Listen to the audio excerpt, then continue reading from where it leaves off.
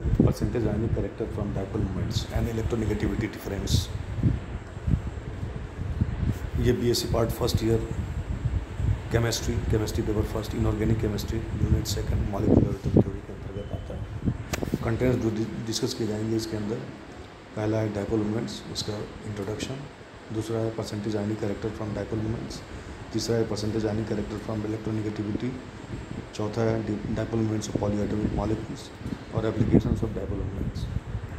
Dipole moments ये percentage ionic character जो electronegative difference का है वो नेक्स्ट क्लास में बताया जाएगा। आई am doctor Magan Prasad, associate professor, department of chemistry, MSc government PG college, Bharatpur, Rajasthan. Topic अच्छा लगे तो इसे ज़रूर लाइक, सब्सक्राइब, व्यू करना है इसे ज़्यादा से ज़्यादा। Percentage ionic character from dipole moment, द्विध्रुव आघूर्ण एवं विद्युत ऋणात्मकता अंतर से प्रतिशत आयनिक लक्षण। तो सबसे पहले डाइपोल मोमेंट के बारे में देखते हैं। द्विध्रुव आघूर्ण क्या है? तो जब एक कहते हैं कि सहसंयोजक बंध दो असमान परमाणुओं के मध्य होता है तो उसके इलेक्ट्रॉन युग्म का बंटवारा दोनों परमाणुओं के मध्य बिल्कुल समान न होकर असमान हो जाता है और इलेक्ट्रॉनिक घनत्व उस परमाणु की ओर अधिक हो जाता है जो अधिक ऋण विद्युतीय होता है। इस प्रकार साझे के इलेक्ट्रॉन युग्म के असमान साझे से बने हुए बंध को हम एक पोलर अथवा ध्रुवीय सहसंयोजक बंध, पोलर कोवेलेंट बॉन्ड कहते हैं। जब बंधी परमाणुओं के मध्य विद्युत ऋणात्मकता का अंतर 0.5 से कम होता है तो साझे का इलेक्ट्रॉन युग्म लगभग दोनों के मध्य रहता है। ऐसे बंधों को अध्रुवीय सहसंयोजक बंध कहते हैं। लेकिन यदि दोनों बंधी परमाणु के अंतर पर्याप्त हो तो बंध में आयनिक लक्षण आ जाता है और ऐसा बंध ध्रुवीय सहसंयोजक बंध कहलाता है। एक सहसंयोजक बंध द्वारा बंधित दोनों परमाणुओं के मध्य विद्युत ऋणात्मकता का जितना अधिक अंतर होगा सहसंयोजक बंध में उतना ही अधिक पोलरता आ जाएगी। अर्थात हम दो परमाणुओं की विद्युत ऋणात्मकता अंतर तथा उनसे बने सहसंयोजक बंध के आयनिक गुण के मध्य कोई संबंध स्थापित कर सकते हैं। पॉलिंग ने किसी बंध की पोलरता अथवा उसके आयनिक गुण को प्रदर्शित करने के लिए द्विध्रुव आघूर्ण का उपयोग किया।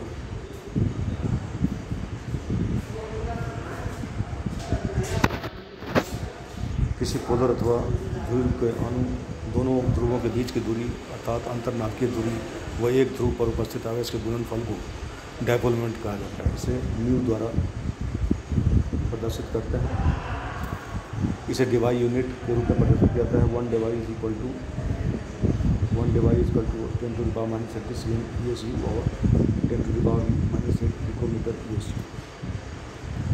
Mu is equal to E into D, जहाँ E इज इक्वल टू बंधित परमाणु में से किसी एक पर आवेश की मात्रा, D इज इक्वल टू अंतर्नाभिकीय अथवा अंतर परमाणुीय दूरी। उदाहरण, HF की अंतर्नाभिकीय दूरी 91.7 पिकोमीटर है। H प्लस पर आवेश 4.8 10 to minus ESU मानते हुए HF अणु के द्विध्रुव आघूर्ण का मान डिवाई मिल जाता है।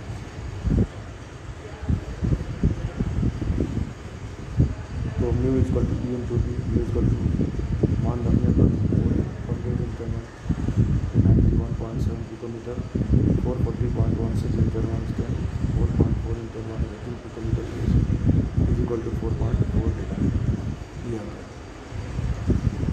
द्विध्रुव आघूर्ण से प्रतिशत आयनिक गुण, percentage ionic character from dipole moments. किसी यौगिक के डाइपोल मोमेंट के मान कई प्रायोगिक विधियों द्वारा ज्ञात किए जा सकते हैं। पॉलिंग ने द्विध्रुव आघूर्ण की सहायता से किसी यौगिक में प्रतिशत आयनिक गुण को ज्ञात करने के लिए निम्न संबंध दिए। प्रतिशत आयनिक गुण इसका द्विध्रुव आघूर्ण के प्रायोगिक मान डिवाइडेड बाई यौगिक को 100% आयनिक मानते हुए द्विध्रुव आघूर्ण के परिकलित अथवा सैद्धांतिक मान is equal to mu by E into D into 100। उदाहरण के लिए HF अणु के लिए द्विध्रुव आघूर्ण का प्रायोगिक मान 1.98 डिवाई यूनिट आता है, जबकि इसे 100% आयनिक मानते हुए हमने ऊपर इसके लिए म्यू का मान करना तो 4.4 डिवाई ज्ञात किया। HF के लिए HF आयनिक करते हैं इसका 1.98 divided by 4.4 into 100 is equal to 45%।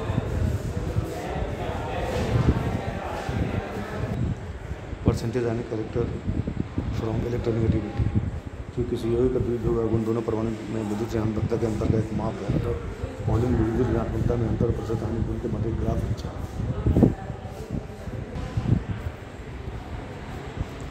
तो और इससे कुछ निष्कर्ष निकाले। आयनिक गुण के मात्रा तथा विद्युत ऋणात्मक का अंतर के मध्य संबंध स्थापित किया कि दो तत्वों के मध्य विद्युत ऋणात्मक का अंतर जितना अधिक होता जाएगा उस बंध में प्रतिशत आयनिक गुण उतना ही अधिक होता जाएगा। इसके विपरीत दो तत्वों के मध्य विद्युत ऋणात्मक का अंतर जितना कम होगा उनके द्वारा बने बंध की प्रकृति उतनी ही अधिक सहसंबंध होगी। इसमें देखते हुए प्रतिशत आयनिक जैसे जैसे ये बढ़ता जाता है वैसे वैसे आयनिक कैरेक्टर्स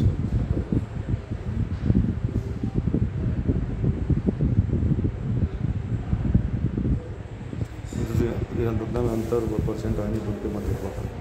इस ग्राफ से निष्कर्ष निकालते हैं कोई बंध 100% आयनिक नहीं होता है। दो परमाणु बंध 7 का अंतर हो तो बंध 50% है।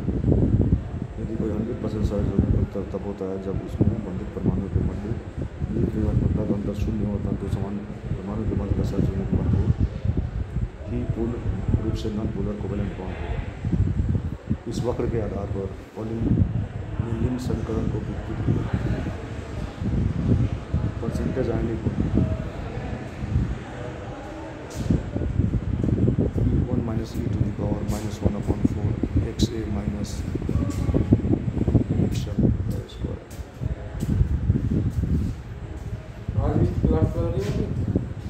हाँ, ये जो सो वीडियो अपलोड कर रहा है जहाँ XA व XB दो तत्वों A और B के बीच ऋणात्मकता है।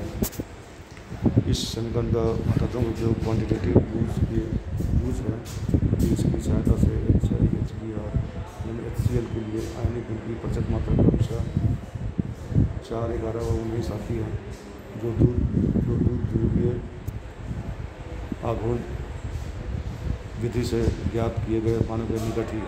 लेकिन HF के लिए इस समीकरण द्वारा ज्ञात किए गए आयनिक गुणों की प्रतिशत मात्रा का मान 60 आता है जबकि विधि से केवल 5% जबकि द्विघात में केवल 45% भी आता है। पॉलिन ने कहा कि इस प्रकार के अपवादों को छोड़कर इस समीकरण का गुणात्मक उपयोग भी हो सकता है और इसकी सहायता से हम विद्युत ऋणात्मकता अंतर में प्रतिशत आयनिक गुण के मध्य एक आसानी से याद करने योग्य लगभग सी अप्रोक्सीमेट सारणी बना सकते हैं। विद्युत ऋणात्मकता अंतर और percentage ionic character 1.020 1.540 2.060 2.580। Henry Smith ने परसेंटेज आयनिक कैरेक्टर पर निम्न समीकरण परसेंटेज आयनिक कैरेक्टर को 16 × XA minus XB + 3.5 × XA minus XB का होल स्क्वायर। इस समीकरण के आधार पर प्रकृति मान HF के लिए भी प्रायोगिक मानों के निकट ही पाए जाते हैं। हाइड्रोजन हैलाइड प्रतिशत आयनिक गुण निम्न सारणी में दिए जा रहे हैं।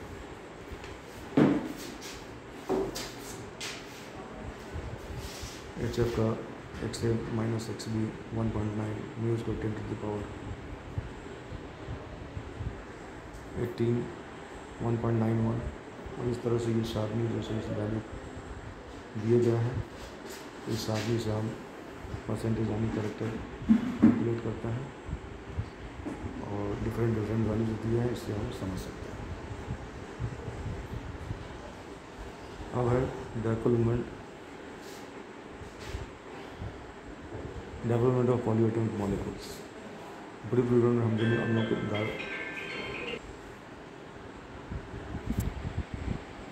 ब्रीफ विवरण में हमने जिन अणुओं के डेवलपमेंट की व्याख्या की ये सब डायटोमिक मॉलिक्यूल जिसमें केवल एक ही संयोजक बंध था। जो बहुत पौराणिक अणु होते हैं उनमें एक से अधिक सहसंयोजक बंध होते हैं। हम जो डेवलपमेंट प्रयोग में एक सहसंयोजक बंध के लिए ही होता है, अतः उसे बंध आघूर्ण भी कहते हैं। यदि कोई अणु डायटोमिक है तो उसमें एक ही बंध होगा, हर उसके डेवलपमेंट या उस बॉन्ड मूवमेंट के बराबर ही होगा। किंतु यदि कोई अणु पॉलीएटॉमिक है उस अणु का डेवलपमेंट उस बंध आघूर्ण के बराबर ही होगा। किंतु यदि एक अणु बहुपरमाणुक है H2O CO2 CH3 NH3 CCl4 आदि, तो इनमें अणुओं का डेवलपमेंट समस्त बंधों के बंध आघूर्णों के सदिश योग का परिणाम होगा। उदाहरण के लिए CO2 का अणु रेखीय होता है क्योंकि ऑक्सीजन कार्बन से अधिक इलेक्ट्रोनेगेटिव है, अतः CO बंध ध्रुवीय तो होगा, परंतु दोनों CO बंध समान ध्रुवीय है और विपरीत दिशा में कार्यरत है, अतः कुल नेट डेवलपमेंट जीरो हो जाएगा। द्विध्रुव आघूर्ण को तीर की सहायता से दिखाया जाता है इस तरह से। दोनों बल एक दूसरे को निरस्त कर देते हैं और परिणामी द्विध्रुव आघूर्ण रिजल्टेंट डेवलपमेंट शून्य हो जाता है, अर्थात दो द्विध्रुवीय बंद होने के बावजूद भी पूर्ण रूप से स्वयं अणु मॉलिक्यूल एज ए होल और ध्रुवीय नॉन पोलर हो जाता है। इसी प्रकार प्रभाव CCl4 पर देखा जा सकता है। पूरा CCl4 अध्रुवीय होता है, इसका डेवलपमेंट का मान शून्य होता है।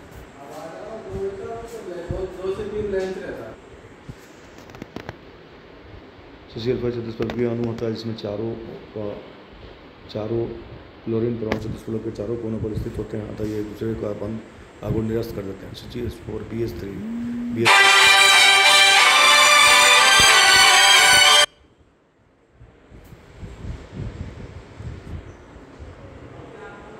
चतुष्फलकीय अणु होता है इसमें चारों ओर का बंध निरस्त CH4 BF3 आदि का द्विध्रुव इसी कारण शून्य हो जाता है। अमोनिया के अणु पर डालें तो अमोनिया के अणु में डेवलपमेंट का ये जो है सो इस तरह से होगा, ये इसलिए इसके अंदर कुछ जो है सो परिणामी डेवलपमेंट हो जाएगा, क्योंकि सभी जो है N ज़्यादा इलेक्ट्रोनेगेटिव H है, तो इसका जो है सो डेवलपमेंट का डायरेक्शन ये होगा, इसका इस तरह से होगा, इसका इस तरह से रिजल्टेंट यहाँ पहुँचा जाएगा। NH3 मॉलिक्यूल पोलर होता है। इसी तरह से वाटर मॉलिक्यूल ये भी जो है सो ध्रुवीय होगा, क्योंकि यहाँ पे भी नेट डेवलपमेंट कुछ होगा। यहाँ पे NH3 में नाइट्रोजन की यूनिट आपलता का मान, अब अगर NF3 में अगर हम देखें NF3 तो N से ज़्यादा F इलेक्ट्रोनेगेटिव है, लेकिन N पे थोड़ा लोन पे इलेक्ट्रॉन है, डेवलपमेंट थोड़ा सा उस डायरेक्शन में होगा, लेकिन मैक्सिमम डेवलपमेंट NF की दिशा में होगा, इसलिए रिजल्टेंट डेवलपमेंट बहुत ही कम होता है, बहुत ही कम होता है इसका डेवलपमेंट। अतः कुल मिलाकर अणु लगभग अध्रुवीय सही हो जाता है।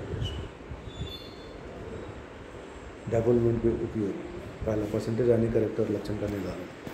डेवलपमेंट के मानों से किसी बंध का परसेंटेज आयनिक कैरेक्टर इस प्रकार दिया जा सकता है, ये हम पहले ही डिस्कस कर चुके हैं। अणु की आकृति का निर्धारण, यह भी कि द्विध्रुव आघूर्ण के मानों से उसकी आकृति का निर्धारण किया जा सकता है। उदाहरण CO2 और SO2 में अंतर। CO2 का डेवलपमेंट शून्य होता है, जबकि SO2 का 1.60 डिवाइड होता है। इसका अर्थ है कि CO2 की आकृति सममित रेखीय होनी चाहिए, जबकि इसमें दोनों बंध आघूर्ण एक दूसरे को निरस्त करते हैं, जबकि SO2 की आकृति असममित क्यों नहीं होगी, तभी उसमें दोनों बंध इस तरह से हम देख सकते हैं। CO2 लीनियर है और SO2 एंगुलर है, इसमें कुछ डेवलपमेंट रहता है। इसी तरह BF3 NH3 में अंतर। एक समान सूत्र होते हुए दोनों अणु आकृति में भिन्न है, यह इनके डेवलपमेंट के मानों से ज्ञात होता है। BF3 का डेवलपमेंट शून्य होता है, जबकि NH3 में 1.47 है। इससे निष्कर्ष निकालते BF3 एक सममित अणु होना चाहिए, जिसमें बंध आघूर्ण एक दूसरे को निरस्त कर देते हैं। NH3 का अणु असममित होना चाहिए, यह पिरामिडीय होता है, तो इसमें अबंधी इलेक्ट्रॉन युग्म भी है, इसका योगदान देता है।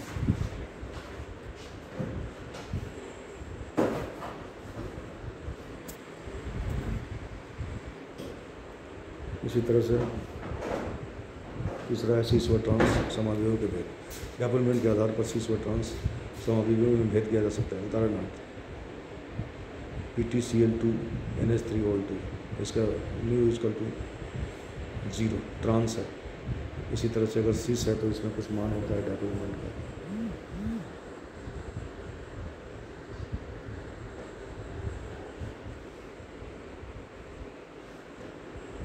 अगर CS3CCl11CCl3 अगर ये ट्रांस है तो डेवलपमेंट 0 है, और अगर ये cis है तो डेवलपमेंट कुछ होता है। बेंजीन के व्युत्पन्नों में भेद। cis ये ऑर्थो, मेटा और पैरा समावियों में जो है सो भेद किया जा सकता है। अगर ऑर्थो डाइनाइट्रो बेंजीन है तो उसका डेवलपमेंट सबसे ज़्यादा है, मेटा है तो थोड़ा सा कम है, और पैरा है तो उसका डेवलपमेंट 0 हो जाता है। इस सारणी में कुछ अणुओं के प्रकार व ज्यामिति के आधार पर ध्रुवता को दर्शाया गया है। A2 है और रेखीय अगर लीनियर ज्यामिति है तो डेवलपमेंट शून्य होता है, जैसे N2O2Cl2। AB2 है, रखिए।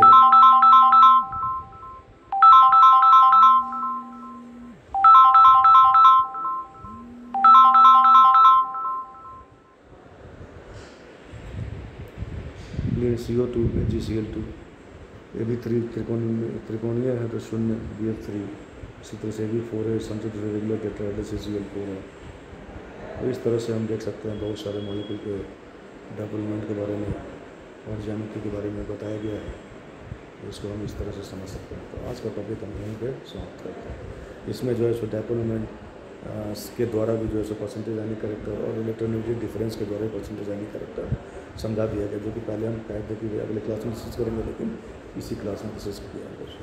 Thank you. नेक्स्ट क्लास में अगला डिस्कस करेंगे।